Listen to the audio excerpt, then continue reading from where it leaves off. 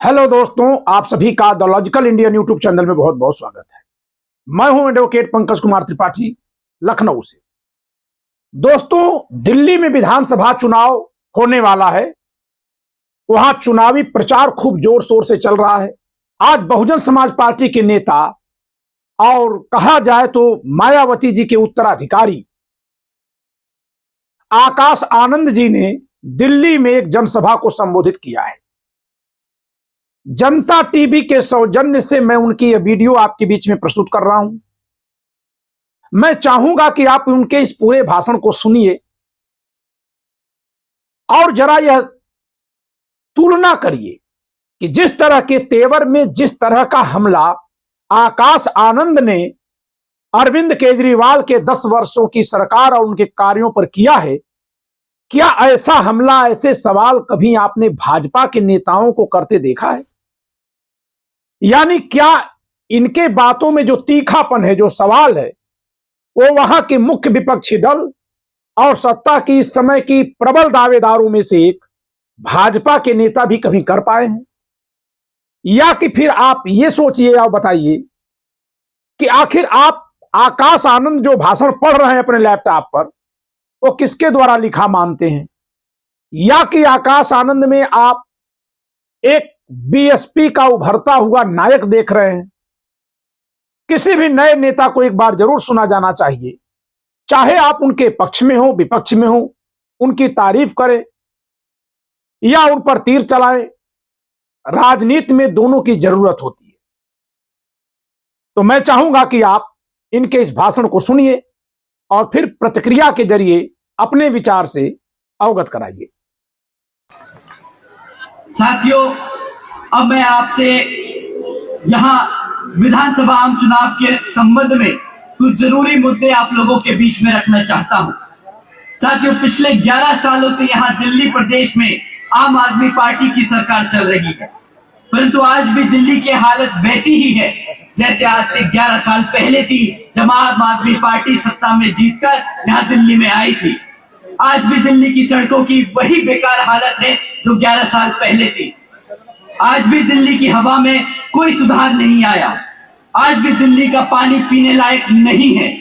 आज भी दिल्ली की जनता को रोजगार नहीं मिल पाया। साथियों, पर इस बार आप सब वोट डालने से पहले इन जरूरी मुद्दों पे सवाल जरूर कीजिएगा और इनकी जो हवाई चुनावी वादे होते हैं उनकी भी सच्चाई समझने की कोशिश कीजिए। क्या काम किया है केजरीवाल जी की सरकार ने हमारी पढ़ाई यानी शिक्षा के क्षेत्र में, हमारे बच्चों को रोजगार के देने के क्षेत्र में और आपकी अपनी दिल्ली की डेवलपमेंट के लिए? मैं यहाँ बैठे सभी से पूछना चाहूंगा, क्या क्या मिला आप लोगों को आपके बच्चों को शिक्षा के नाम पे? केजरीवाल जी की सरकार के चलते हुए पिछले 11 सालों में यहाँ इनकी सरकार ने सिर्फ आपकी आंखों में धूल झोंकने के अलावा और कुछ नहीं किया। एक तरफ वर्ल्ड क्लास एजुकेशन देने का नाम वादा करते हैं, कहते हैं नए 20 कॉलेजेस बनाएंगे दिल्ली के प्रदेश में, और दूसरी तरफ 9th में फेल हुए बच्चों को जबरदस्ती ओपन स्कूलिंग बोर्ड में डालने का काम करते हैं। जहां पे हमारे बच्चे पास हो या फेल हो, केजरीवाल जी की सरकार को कोई फर्क नहीं पड़ता, क्योंकि national institute of open schooling में डालने के बाद ये बच्चे केजरीवाल जी की जिम्मेदारी नहीं होते। ये बहुत चौड़ के बोलते हैं कि जब से मैंने दिल्ली में सत्ता बनाई, जब से मैं दिल्ली की सत्ता में आया हूं, तो मैंने अपने दिल्ली के स्कूलों में, सरकारी स्कूलों में बच्चों को पढ़ाने लिखाने का काम किया है। हमने एवरेज स्कूलों की बच्चों की पासिंग मार्क्स बढ़ा दिए। परंतु सच बात तो ये है कि केजरीवाल जी की सरकार की रिपोर्ट कार्ड में जब ये बच्चे ओपन स्कूलिंग में डाल दिए जाते हैं तो उन्हें ट्रांसफर स्टूडेंट दिखाते हैं। तो बच्चे जो फेल हो गए वो तो ये काउंट करते नहीं। जो बच्चे अपने आप से, अपनी मेहनत से पास हो जाते हैं, उसका श्रेय लेने ये जरूर वहां पहुंच जाते हैं। सच तो ये है कि आज 40% से ज्यादा बच्चे 9th फेल हो जाते हैं और एक बार फेल होने के बाद इनकी शिक्षा के क्षेत्र में आगे बढ़ने के लिए तकलीफें बढ़ जाती हैं। और आप सभी जानते हैं कि सरकारी स्कूलों में पढ़ने वाले बच्चे किस समाज से आते हैं। यहाँ बैठे हमारे सभी सदस्य जानते हैं कि ये हमारे SC ओबीसी, एसटी, पिछड़े, गरीब समाज के बच्चे हैं जो सरकारी स्कूलों में पढ़ते हैं, और केजरीवाल जी इन्हीं समाज के बच्चों के, हमारे ही समाज के बच्चों की शिक्षा से खिलवाड़ करने का काम करते हैं। एक तरफ बाबा साहब डॉक्टर भीमराव अंबेडकर जी को अपना आदर्श मानते हैं, दूसरी तरफ उन्हीं के समाज के बच्चों की जिंदगी से खिलवाड़ करते हैं। साथियों, यही केजरीवाल जी की सोच, सामाजिक यही सोच है, ये हमारे समाज के बच्चों को आगे बढ़ने से रोकने की कोशिश करते हैं, क्योंकि ये जानते हैं कि अगर हमारे समाज के बच्चे पढ़ लिख गए तो अपने हकों के लिए भी लड़ने के लिए तैयार हो जाएंगे। ये चाहते नहीं कि हमारे समाज के बच्चे अपने पैरों पर खड़े होकर अपने हकों के लिए लड़े। साथियों, ये इनका कोई पहला झूठ नहीं है। ये इनका कोई पहला झूठ नहीं कि ये वर्ल्ड क्लास एजुकेशन सिस्टम बनाएंगे। इनका दूसरा झूठ कि हम दिल्ली के युवाओं को रोजगार देंगे। केजरीवाल जी ने एक नहीं कई बार ये वादा किया है। 2014 में उन्होंने वादा किया था कि मैं दिल्ली में 8 लाख रोजगार दूंगा। उसके बाद 2022 में दोबारा वादा किया कि मैं 20 लाख से ज्यादा सरकारी नौकरी दूंगा, यानी टोटल में 28 लाख से ज्यादा रोजगार देने का वादा किया था। परंतु आज 11 साल बाद भी केजरीवाल जी की सरकार ने मात्र 12,500 नौकरियां दी हैं। मात्र 12,500 नौकरियां। भाई साहब, इनसे अगर कोई पूछे ना कि आपके वादों की पिटारे को खोल के दिखाओ, तो ये तो इतनी लंबी हाँकते हैं जैसे द्रौपदी की साड़ी हो, ये फेंके जाए और हम लपेटते जाएं। 28 लाख नौकरियां देने का वादा किया था और दिया क्या? 12,500 नौकरियां। ये भी कोई वादा होता है? ये से तो हम धोखा भी नहीं कह सकते। सामने मुंह पे झूठ बोल के गया आदमी। इतना ही नहीं, बल्कि दिल्ली में जो पहले से सरकारी नौकरियां थी, उनका आज इतना बुरा हाल कर दिया भाई साहब ने। आज 40% से ज्यादा वो सरकारी नौकरियों को भी इन्होंने कॉन्ट्रैक्चुअल यानी कच्ची नौकरियां बना दी। एक तरफ तो इन्होंने पक्की नौकरियां दी नहीं, दूसरी तरफ जो सरकार में पहले पक्की नौकरियां थी, उनको भी आधी से ज्यादा नौकरियों को कच्ची बना दिया, ताकि कच्ची नौकरियों में इन्हें बाबा साहब का दिया हुआ जो हमारा आरक्षण है वो ना देना पड़े। साथियों ने कदम कदम पर हमारे बाबा साहब का दिया हुआ आरक्षण छीनने का काम किया है, चाहे हमारे बच्चों की वो शिक्षा हो, चाहे वो हमारे युवा साथियों के लिए रोजगार हो। पिछले 11 सालों में यहाँ इन्होंने बहुत सारे गीत गाए हैं, इन्होंने बहुत सारे वादे किए कि मैं वर्ल्ड क्लास एजुकेशन, 28 लाख नौकरियां, और मैं दिल्ली को तो सिंगापुर बना दूंगा। ये महासेठ सिंगापुर तो घूम आए और यहाँ पे लोगों को सिंगापुर का सपना भी दिखा दिया, बट आज सिंगापुर के नाम पे क्या मिला हमारे दिल्ली की जनता को? आज दिल्ली में साफ पानी तक नहीं है पीने के लिए। हर साल गर्मी के मौसम में हमारी दिल्ली की जनता को टैंकर माफियाओं के भरोसे जीना पड़ता है। यहाँ दिल्ली में कॉलोनी में टैंकर आएगा तो पानी मिलेगा, नहीं तो पानी नहीं मिलने वाला। साथियों, ये है सिंगापुर इनका, ये है आम आदमी पार्टी का सिंगापुर, जहां पे साफ पानी नहीं मिल सकता। ये किस तरीके के मुख्यमंत्री हैं? एक तरफ कहते हैं कि मैं सिटी ऑफ लेक्स बना दूंगा, और जब बारिश का मौसम आता है तो पूरी दिल्ली डूब रही होती है। इनका मतलब है कि दिल्ली को डुबा दो तो सिटी ऑफ लेक्स बन जाएगा। साथियों, इनके वादों का कोई सर पैर नहीं। जब भी इलेक्शन आता है तो इन्होंने तो एक नया वादा निकाल के डाल देना है आप लोगों के बीच में। पूरा करे या ना करे, कोई इनको जिम्मेदार नहीं ठहराता। जब इनसे हम पक्की सड़कों के लिए बारे में पूछे, साथियों, अगर आप इनसे कभी पक्की सड़कों के बारे में पूछेंगे ना, तो ये पलट के आपको जवाब देंगे कि जी वो तो एलजी काम नहीं करने देते। इनके पास हर चीज का जवाब है। जब आप इनसे सवाल करेंगे तब ये अपनी जिम्मेदारी से पल्लू झाड़ने का काम करेंगे। तब ये बोल देंगे कि भाजपा काम नहीं करने देती, केंद्र की सरकार काम नहीं करने देती, एलजी काम नहीं करने देता। आज दिल्ली की जनता को इनसे पूछना होगा कि भाई अगर तुमसे काम नहीं होता है तो सत्ता छोड़ दो, नहीं जरूरत है तुम्हें मुख्यमंत्री या आम आदमी पार्टी को सत्ता में रहने की। इन्होंने तो ये भी वादा किया था कि मैं दिल्ली को वायर फ्री कर दूंगा। इन्होंने ये भी वादा किया था कि मैं यमुना नदी साफ कर दूंगा और आप सबके साथ 5 साल बाद यमुना में डुबकी लगाने जाऊंगा। अगर आज इनको हम यमुना में खड़ा कर देना तो ये बाहर नहीं निकलेंगे, इतनी जहरीली कर दी इन्होंने ये हमारी यमुना। और यमुना के नाम पर कितना पैसा हर साल बजट में डालते हैं, उस पैसे का क्या हिसाब किताब है, आज इन्हें जवाब देना होगा। इस बारी इलेक्शन में इन्हें जवाब देना होगा कि इन्होंने कितना पैसा यमुना नदी में साफ करने में लगाया है। साथियों, इन्होंने बहुत पैसा उठाया यमुना साफ करने के लिए, सिंगापुर बनाने के लिए, पक्की सड़कें देने के लिए, हमारे बच्चों की एजुकेशन सिस्टम को सुधारने के लिए। परंतु आज भी एक भी क्षेत्र में इनके पास एक काम नहीं है बताने को।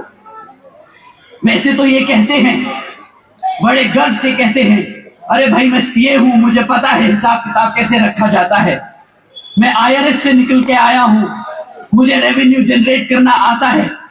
तो आज मैं केजरीवाल जी से पूछना चाहता हूं कि आज दिल्ली 31 साल में पहली बार क्यों घाटे में चल रही है, इनके रहते क्यों सरकार घाटे में आई। साथियों, ये सिर्फ नाम के सीए और आईआरएस ऑफिसर रहे हैं, इनके बस की नहीं है दिल्ली चलाना। 31 साल तक दिल्ली सरप्लस में रही और इनकी सत्ता में रहते हुए आज सरकार घाटे में चल रही है। अगर आप इनसे इस पे सवाल करेंगे तो पलट के ये इसको भी बोल देंगे कि भाई ये तो एलजी की गलती है, इसलिए दिल्ली सरकार घाटे में चल रही है। केजरीवाल जी ने आप लोगों के बीच में आकर सिर्फ एक वादा पूरा किया साथियों, वो है मुफ्त में बिजली देने का। मुफ्त में बिजली दी कितनी? 200 यूनिट प्रति महीना। मानी आप लोगों को मात्र 200 रुपए से कम की कीमत की बिजली मुफ्त में देने का काम किया। और इसके बदले आपसे क्या छीना इन्होंने? आपने 200 यूनिट जो बिजली मुफ्त में ली, उसके एवज में आपने क्या कीमत चुकाई, आज आप समझ लीजिए साथियों।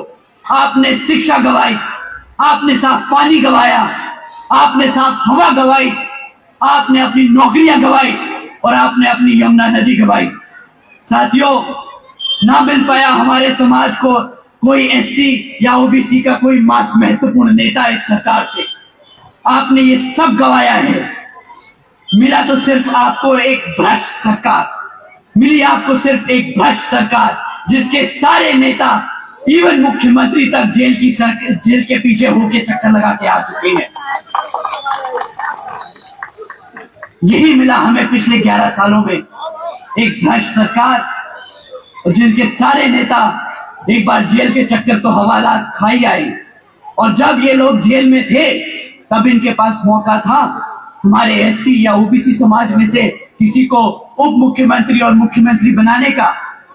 परंतु जब दोनों डिप्टी चीफ मिनिस्टर और चीफ मिनिस्टर जेल गए तो ये अपने आप को जो बड़ा बाबा साहब का समर्थक बताते हैं, आदर्श मानते हैं जिन्हें, तो उन्हें क्यों नहीं हमारे एससी या ओबीसी समाज से सीएम बनाया? आप सबको इस सवाल का जवाब मांगना होगा साथियों। जब इनके पास मौका था तो क्या इनके पास एक भी ऐसा एमएलए नहीं था जो एससी समाज से या ओबीसी समाज से जिसको वो सीएम बना सकते थे?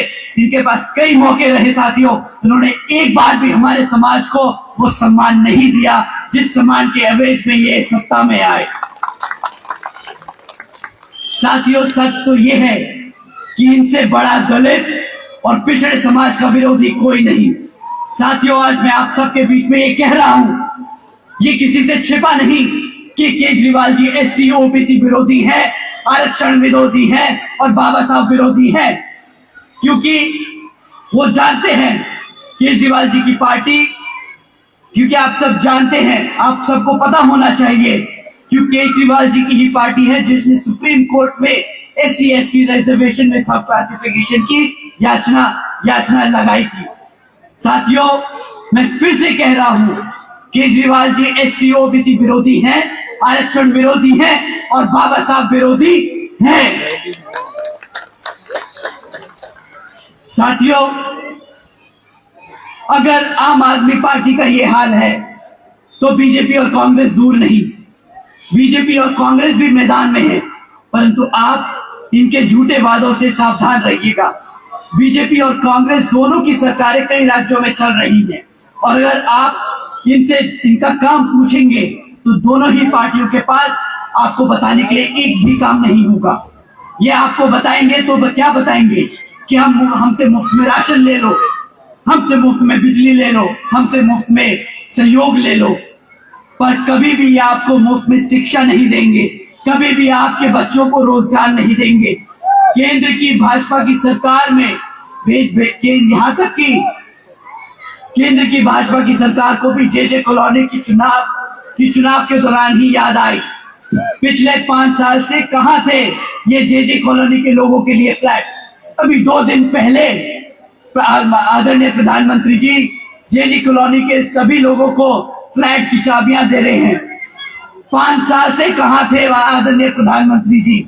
क्यों हमारी जनता पिछले 11 साल से झुग्गी झोपड़ियों में नहीं रह रही? तब नहीं दिखे ये लोग, तब प्रधानमंत्री जी को नहीं दिखे कि हमारे लोग कैसे झुग्गी झोपड़ियों में अपना दिन काट रहे हैं। आज जब चुनाव सर पर है तो इन्हें हमारे समाज की याद आ रही है, तब इन्हें जे कॉलोनियां दिख रही हैं, तब इन्हें दिख रहा है कि हमारा समाज कैसे झुग्गी झोपड़ियों में रह रहा है, तो इन्हें फ्लैट दे दिए जाए। साथियों, ये खुलेआम रिश्वत देने का काम कर रहे हैं। ऐसे लोगों की बातों में, ऐसे झूठे वादों में आप लोग मत फंसना।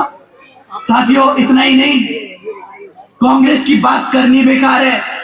आज बीजेपी के लिए तो मैं 2 शब्द बोल भी सकता हूं, कांग्रेस के लिए तो वो भी बोलना बेकार है, क्योंकि कांग्रेस के जो 2 भाई बहन हैं, ये दोनों जोड़े निकलकर फैशन खेलने से तो इन्हें फुर्सत मिलती नहीं।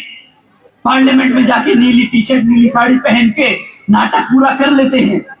जिन राज्यों में इनकी सरकारें चल रही हैं, ये वहां तो हमारे समाज को आज तक सम्मान तो दे नहीं पाए। आज यहाँ पर जब दिल्ली के चुनाव सर पर है तो इन्हें फैशन खेलना है। साथियों, इन पे और 2 शब्द बोलूंगा तो वो भी जाए होंगे मेरे 2 शब्द। ये दोनों ही पार्टियां एक ही सिक्के के 2 पहलू हैं। साथियों, ये दोनों ही पार्टियों ने हमारे बाबा साहब का सम्मान नहीं किया। कांग्रेस ने केंद्र में रहते हुए कभी हमारे बाबा साहब को सम्मान नहीं दिया और बीजेपी ने पूरे देश में आग लगा दी थी। ये आप सब जानते हैं कि बीजेपी ने पूरे देश में आग लगा दी थी जब आदरणीय बहन कुमारी मायावती जी और मान्यवर साहब श्री कांशीराम जी के संघर्षों से बीएसपी ने बाबा साहब को भारत रत्न दिलाया था। आप सब जानते हैं। साथियों, मैं आप लोगों के बीच में ये इसलिए कह रहा हूं क्योंकि मैं जानता हूं कि ना हमारा समाज ये भूला है और ना हमारा समाज ये कभी आप सबको भूलने देगा कि इन लोगों ने हमारे बाबा साहब को कभी आदर सम्मान नहीं दिया। एक तरफ ये आम आदमी पार्टी, बीजेपी और कांग्रेस जैसी पार्टियां हैं जो हमारे समाज को दबा के रखना चाहती हैं, और दूसरी तरफ आपकी अपनी बीएसपी है जो आपके हमारे समाज के साथ साथ सभी गरीबों, शोषितों, वंचितों और पिछड़े समाज के सम्मान दिलाकर उनको एक सम्मानजनक जिंदगी देना चाहती है। आदरणीय बहन कुमारी मायावती जी के नेतृत्व में बीएसपी ने कभी भी कोई हवाई वादे नहीं किए। साथियों, आदरणीय बहन जी ने हमेशा काम करके दिखाया है। जैसे आदरणीय बहन कुमारी मायावती जी ने सावित्रीबाई फुले बालिका शिक्षा योजना चलवाई थी, जिसके तहत 7 लाख से ज्यादा बच्चों को 12वीं तक की शिक्षा मुफ्त में देने का काम किया था, जिसके तहत 600 करोड़ से ज्यादा की लागत इन बच्चों पर खर्चने का काम किया और इनको एक पढ़ा लिखा कर उज्जवल भविष्य देने का काम किया था। साथियों, इतना ही नहीं, आदरणीय बहन जी ने अपने शासनकाल में 6 engineering colleges, 2 homeopathic colleges, 24 polytechnic colleges, 2 paramedical colleges, 6 world class universities, 200 से अधिक इंटर डिग्री कॉलेजेस, 100 से अधिक ITIs, 550 से ज्यादा हाई स्कूल और 5,500 से ज्यादा प्राइमरी स्कूल बनवाने का काम किया था। और लिस्ट तो बहुत लंबी है, पर मैं गिनवा के थक सकता हूं। और आम आदमी पार्टी के लिए एक ही लिस्ट है, 0। इन्होंने 0 कॉलेजेस दिए, 0 स्कूल दिए, 0 हाई स्कूल्स दिए, 0 नई भर्ती करी। पर आदरणीय बहन कुमारी मायावती जी ने कई हजार स्कूल और कॉलेजेस खोले और उसमें मुफ्त में शिक्षा देने का काम किया हमारे समाज के बच्चों को। इतिहास में पहली बार इतिहास में पहली बार साथियों बहन जी ने हॉस्टल्स, गवर्नमेंट हॉस्टल्स में, कॉलेजेस के, गवर्नमेंट कॉलेजेस के हॉस्टल्स में गरीब वंचित समाज के बच्चों के लिए 27% आरक्षण का इंतजाम भी तय किया था, पूरा किया था। ऐसा ही नहीं साथियों, हमारी आदरणीय बहन कुमारी मायावती जी ने सिर्फ 5 साल में 90,000 से अधिक शिक्षकों को रोजगार दिया, 1 लाख से अधिक सफाई कर्मचारी भर्ती करे, 2 लाख से अधिक जवानों को पुलिस फोर्स में भर्ती किया और 30 लाख से अधिक अपर कास्ट समाज के सभी कमजोर बच्चों को विभिन्न सरकारी विभागों में रोजगार देने का काम किया। इतना ही नहीं, बल्कि बहन जी ने अपने शासनकाल के दौरान बसपा की सरकार ने कृषि एवं संबंधित कार्यों में मिनिमम वेजेस को 55 रुपए से बढ़ाकर 100 रुपए बढ़ाने का, प्रतिदिन करने का काम किया था। अन्य पिछड़े वर्गों की क्रीमी लेयर की वार्षिक आय को भी 3 लाख रुपए से बढ़ाकर 5 लाख रुपए करने का काम किया था। और साथ ही हमारे सभी किसान भाइयों को उनके गन्ना खरीदी के दाम रातों रात दुगने करने का काम किया था। साथियों, इसे कहते हैं बहन जी को मॉडल ऑफ गवर्नेंस। साथियों, इसी गवर्नेंस मॉडल के तहत चलकर जब आप यहाँ पर दिल्ली में अपनी सरकार बनाएंगे तो यहाँ पर भी दिल्ली की सरकार इसी गवर्नेंस मॉडल के तहत चलकर हमारे सभी माताएं, बहनें, हमारे सभी बड़े बुजुर्ग और हमारे सभी युवा साथियों का ध्यान रखेगी, उनको पूरा आदर सम्मान देगी, उनको रोजगार देगी, उनको मेहनत करने का मौका देगी, काम करने का मौका देगी और एक इज्जतदार जिंदगी जीने का मौका देगी। साथियों, एक तरफ ये आम आदमी पार्टी, बीजेपी, कांग्रेस आपको मुफ्त में राशन देती है, जिसके तहत आपके बच्चों को गुलाम यानी नालायक बनाने का काम करती है। अगर मेरा बच्चा पढ़ेगा नहीं, लिखेगा नहीं, कमा नहीं पाएगा और इनकी सब्सिडियों पे जिएगा तो वो नाकाबिल ही बनेगा। ये हमारे समाज को नाकाबिल बनाने की कोशिश कर रहे हैं ताकि हमारे समाज के बच्चे जिंदगी भर इनके सामने हाथ मिलाते रहें। परंतु साथियों, आदरणीय बहन कुमारी मायावती जी ये होने नहीं देंगी, ये होने नहीं देंगी। वो हमारे समाज को पढ़ा लिखा कर, रोजगार देकर, अपने पैरों पर खड़ा कर एक इज्जतदार जिंदगी देने का काम करेंगी। साथियों, इसीलिए यहाँ पर बहुजन समाज पार्टी जरूरी है, इसीलिए दिल्ली की सत्ता बीएसपी के हाथों में होना जरूरी है। दोस्तों, आपने इस वीडियो को पूरा देखा, इसके लिए बहुत बहुत धन्यवाद। और मैं उम्मीद करता हूं कि आप आकाश आनंद की बातों पर अपनी प्रतिक्रिया से कमेंट के जरिए हमें जरूर अवगत कराएंगे। इस वीडियो में इतना ही। जय संविधान।